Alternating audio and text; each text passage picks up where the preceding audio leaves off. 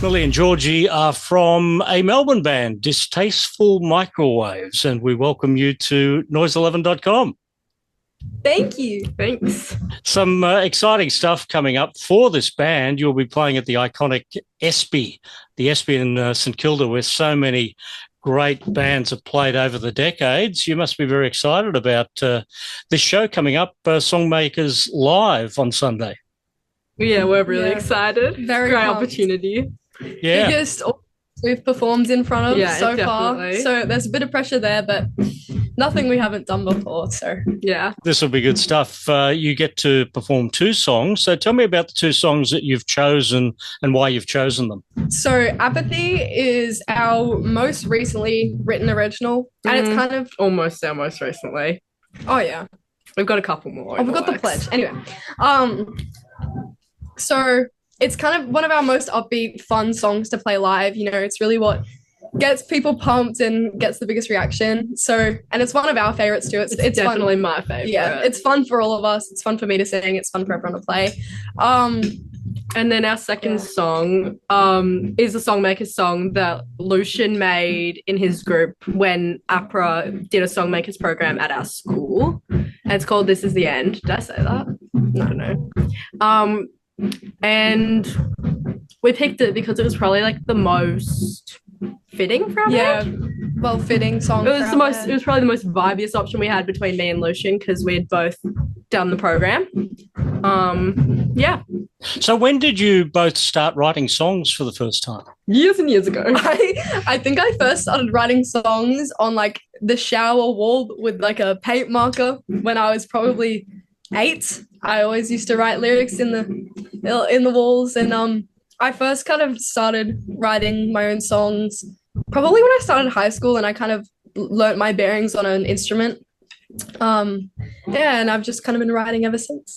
Yeah, I definitely think I've been writing since before, but like I've been properly like writing them down, like my own songs, since I first got a guitar in like year 5, year 6. I was like 11. So yeah. I'm guessing there's a lot of embarrassing lyrics from back then. Oh yeah. Oh boy. Oh boy, I found my songbook the other day from all those old songs. I just closed it right back up. Didn't want to have a look at that. Tell me about the artists and the songwriters who have influenced both of you that, you know, sort of go towards crafting the style that has become Distasteful Microwaves. Who are your personal favourites? As a whole, we have a very kind of shared music taste. A lot of like Kings of Leon, Smashing Pumpkins, Radiohead, Foo Fighters, all that kind of stuff we all take inspo from and have been some favorite artists. And yeah, in just solo writing, we kind of, and group writing, we just kind of channel those guys. Especially when it comes to improv, we just take that inspiration. And what comes first? Do you start with a lyric and then build a melody around that? Or do you start with the melody and then go in search of words? When we write as a band, we start like with guitar, like with like the chords noise and like a bass part, and then like the drums will come in, and then me or like Felix will make like a little fiddly part over the top, and then once we have that like solid and we kind of come up with a structure, we then like start getting the lyrics coming through. When it comes to lyrics, I kind of I put in my earbuds so I can muffle some of the noise so I can hear my own thoughts, and I just get them to repeat. I'm like, okay guys, just repeat the verse, and I'm kind of mumbling to myself a melody, and then I'll start spitting out random words. And once I kind of get a theme going or kind of figure out what I'm channeling, then I can move forward with writing the full song. What's your go-to instrument for starting a song? Definitely guitar, I think. I think finding a chord progression first, really. Yeah. But sometimes it changes depending, like if our drummer like comes in, he's like, guys, I have the best thing, we have to use this. Then we like, we'll start with something like that. But usually it's like chords or like a bass line. Yeah. Can you describe a time, maybe a song that you had an idea in your head and then you went to create the song, and by the time the song finished, it was a completely different song to what you originally thought it was going to be? This is exactly what we did this morning. This morning actually. We had a rehearsal this morning, and you weren't there, but me, Tommy, Felix, and Lucian, just like as a band, were just like deciding to make some instrumental type music, and we came up with like this like piece that we loved, and we only had like an intro kind of like breakdown kind of thing, and then a verse, and we were all like so obsessed with it. And then we ended up like playing it later today when like we had Millie, and we started trying to get lyrics, and it just wasn't really working. And then it's not working. We found our bass player and our other guitarist started making up like this weird like riff thing, and we were like, oh my god, we should use this as like a pre-chorus or something. Sounded like a completely different song. We ended up cutting out all of the stuff we had done that morning, and we've made a song out of just that riff and like the chords that follow it. So tell me about finishing a song. How do you know when the song is finished? Oh, we don't. I feel like our songs are never really finished until like we're always changing our songs until we've been like playing them for long enough that they just stop changing. I mean, with Apathy, which is a song that we're performing on Sunday, it changes every time.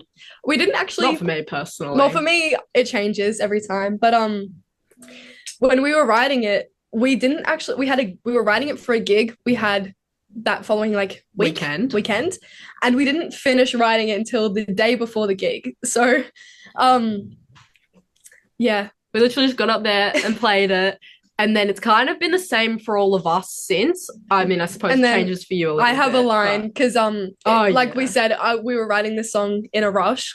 So there was a blank spot in one of the verses where I did not have a lyric, and some sort of band inside joke formed about Felix yoinking my jeans or Felix yoinking a pair of jeans.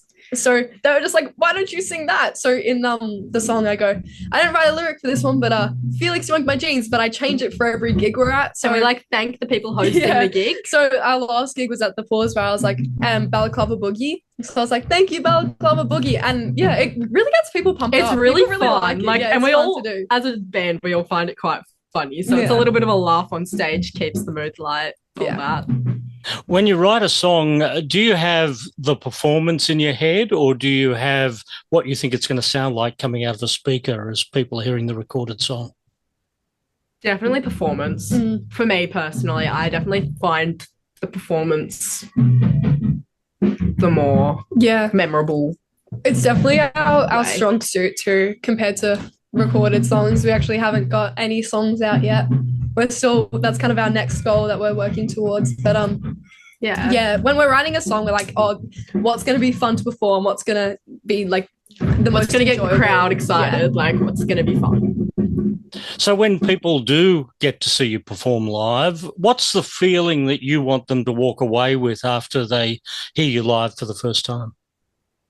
I mean, whenever I get off stage or whenever I finish performing, I always have a little pip in my step. I'm excited, I'm hyped up, I'm pumped. Even like after a full set. So yeah, having people walk out and be excited, be in a jolly mood, have a little pip in their step, that's the main goal. Yeah, I agree. Millie, I do want to, on your first album, hear a song called Pip in My Step.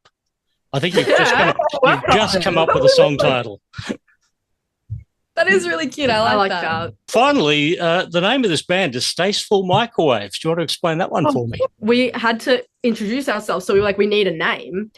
And we were practicing like in a kitchen pretty much. And we were like looking around the room to try and find a name. And Tommy looks at like the appliances and he's like, guys, let's be the Microwaves. And we all start like laughing so hard, thinking he was joking. But we couldn't think of anything that like was better. So we're like, yeah, let's be the Microwaves. It's one night, it's one performance, who cares, whatever. And then we came home from camp and I was talking to Millie and I was like, I low-key want to do that again. That was so much fun. And then I was like, but Felix is not staying on bass. He's too good of a guitarist. So I ended up talking to Lucian and I was like, hey, you want to be a part of our band? He was like, yeah. And so we got him, we did a few rehearsals and we were like, guys, we need a name.